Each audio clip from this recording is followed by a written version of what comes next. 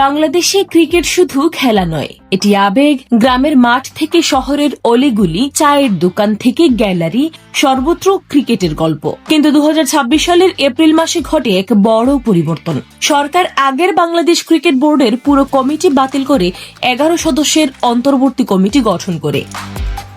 জাতীয় ক্রীড়া পরিষদের তদন্তে দেখা যায় পুরনো বোর্ড সঠিকভাবে নির্বাচিত হয়নি এবং প্রক্রিয়া স্বচ্ছ ছিল না। নতুন কমিটি ভবিষ্যতে সুষ্ঠু ও নিরপেক্ষ নির্বাচন নিশ্চিত করবে।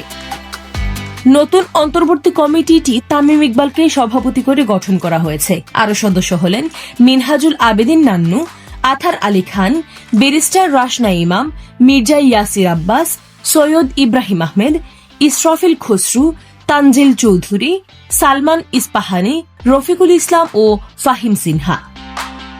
কিন্তু বিতর্ক শুরু হয়েছে নতুন কমিটির রাজনৈতিক সংযোগ নিয়ে। মির্জা ইয়াসির আব্বাস বিএনপি নেতা এবং বর্তমান সংসদ সদস্য মির্জা আব্বাসের ছেলে, ইসরাফিল খসরু বর্তমান সরকারের অর্থমন্ত্রী আমির খসরুর ছেলে, স্বরাষ্ট্রমন্ত্রী সালাউদ্দিন আহমেদের ছেলে এবং ব্যারিস্টার রাশনা ইমাম সংসদ সদস্য ববি হাদ্দাজের স্ত্রী। অনেক বিশ্লেষক মনে করছেন ক্রিকেট প্রশাসনে রাজনৈতিক প্রভাব কাজ করছে।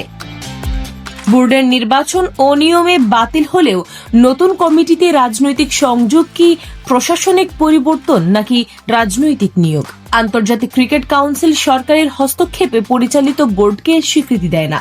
বিসিবি কি স্বাধীন ক্রীড়া প্রতিষ্ঠান নাকি ধীরে ধীরে রাজনৈতিক শক্তির কেন্দ্র হয়ে উঠছে? এটাই এখন মূল প্রশ্ন।